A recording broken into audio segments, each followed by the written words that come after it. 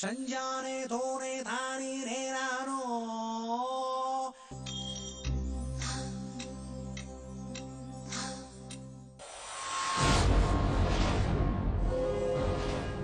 నమస్కారం అండి.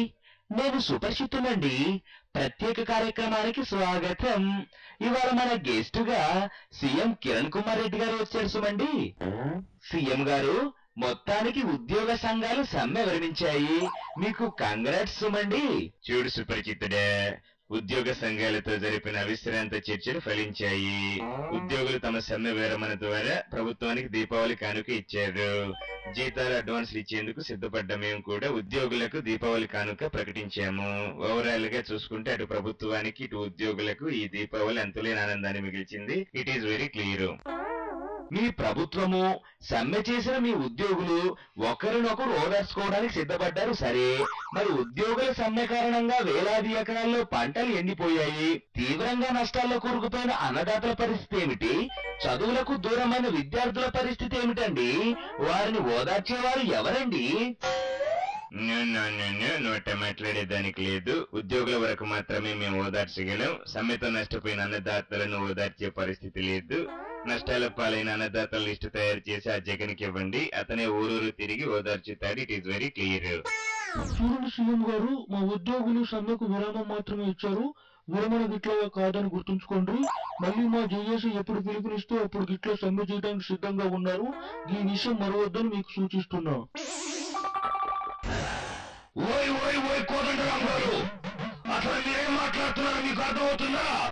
ఉద్యోగులు మరోసారి సమ్మెకు దిగితే కొత్తగా ఒరిగేదేమైనా ఉందా? కొన్నాళ్ళు సమ్మె చేస్తారు, ఇసుకొచ్చాక తమ జీతాల గురించి గ్రాంటుల గురించి మాట్లాడేసుకొని నియమించేస్తారు.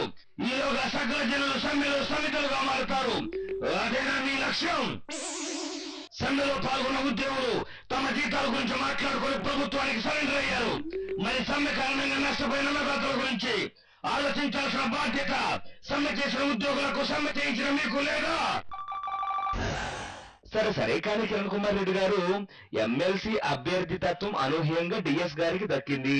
దీనిపై మీ స్పందన ఏమిటో కాస్త వివరిస్తారా? చూడు సుపరిచితుడే, నేను పట్టుబడిన అభ్యర్థికి ఎమ్మెల్సీ స్థానం దక్కనందుకు చాలా ఆవేదనగా ఉంది. అయితే ఇక మరో ట్విస్ట్ కూడా ఉంది. ఆ బొచ్చ పట్టుబడిన అభ్యర్థికి కూడా ఎమ్మెల్సీ స్థానం దక్కలేదు. ఆ కోణంలో ఆలోచిస్తే నాకు చాలా సంతోషంగా ఉంది. It is very clear. ఏడు సీఎం గారు, మీరు కూడా మరి శిల్పంగా మాట్లాడుతున్నారు. మీ క్యాండిడేట్ నా క్యాండిడేట్ అని ఆలోచించేస్తే పని అవుతుందా ఏంటి? ఇప్పుడు మన ఇద్దరికి చెక్ పెట్టేసేలాగా డిఎస్ ని ఎమ్మెల్సీ చేసేశారు. మీ ముఖ్యమంత్రి సీటు డిఎస్ ఏక్షణం లాగేసి ప్రమాదం పొంచి ఉన్నది. మీ సీటుపై కనీసం నాకు కూడా ఆ డిఎస్ పోటీ అయిపోయినాడు. 7% ఇద్దరిని ముంచేసేలాగా అధిష్టానం నిర్ణయం తీసుకున్నది. పరిస్థితి అర్థం చేసుకోకపోతే ఎలాగవుతుంది? ఏడు సీఎం గారు. అవును, ఇట్ ఈస్ వెరీ క్లియర్. ఈ బొచ్చ చెప్పింది నిజమేనని నాకు కూడా అనిపిస్తుంది. నా సీటుపై కన్నేసిన వారి జాబితాలో కొత్తగా డిఎస్ కూడా చేరాడు. సరే కానీ బొత్స గారు, సీఎంతో మీరు అంటే ముట్టనట్టుగా ఉంటున్నారు అన్న వాదనలు వినిపిస్తున్నాయి సుమండి. ఏడు సుపరిచితుడా, నువ్వేట అలాగే మాట్లాడేస్తున్నావు? అసలు ఈ కిరణ్ కుమార్ రెడ్డి మనుషుల్ని దగ్గరికి రానిస్తాడు ఏంటి? మనుషుల్ని నమ్మే మనిషి కాదు ఆయన. ఆయన ఛాంబర్ లోకి పొరపాటున వెళితే చాలు చూసురా చూస్తాడు. ఆయన గారిని సీఎం సీట్ నుంచి కిందకి తోసేయడానికి అక్కడికి వెళ్ళినట్టు ఫీల్ అయిపోతాడు. అటువంటి మనిషితో స్నేహం కుదురుతుందా ఏంటి? అందుకే అంటే ముట్టినట్టు తిరుగుతున్నాను. తప్ప ఏంటి? చూడండి బొచ్చ గారు, మీరు ఎట్ట మాట్లాడేదానికి లేదు. మీరు చాలా డేంజరస్ మనిషి అని విన్నాను. మీరు స్నేహంగా మెలుగుతున్నారంటే మరింత జాగ్రత్తగా ఉండాలనే విషయాన్ని మీ విజయనగరం వాళ్ళే చెప్పారు. అందుకే మీకు దూరంగా ఉంటుందని ఇట్ ఈస్ వెరీ క్లియర్. అయ్యో, మీ ఇద్దరిని చూస్తుంటే దగ్గరగా దూరంగా అనే సినిమా టైటిల్ గుర్తొస్తుంది సుమండి. ఏమిటిది కిరణ్ కుమార్ రెడ్డి గారు? నాకు మరోసారి తీరని అన్యాయం జరిగింది. మా కోటగిరికి ఎమ్మెల్సీ స్థానం ఖరారు చేస్తారని ఆశించారు. కానీ అలా జరగలేదు. 18 మంది ఎమ్మెల్యేలను, పార్టీ కార్యకర్తలు మీ కాంగ్రెస్ కు త్యాగం చేశారు.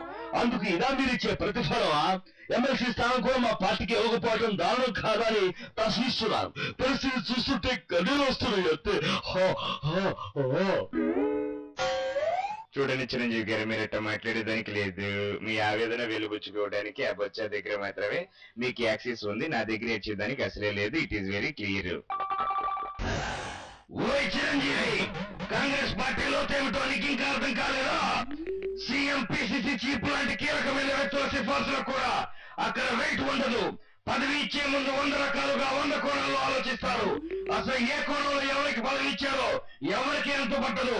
నువ్వు హైదరాబాద్ లో కూర్చొని ఢిల్లీలో చక్రం తిప్పుతామనుకుంటే కుదురుతుందా?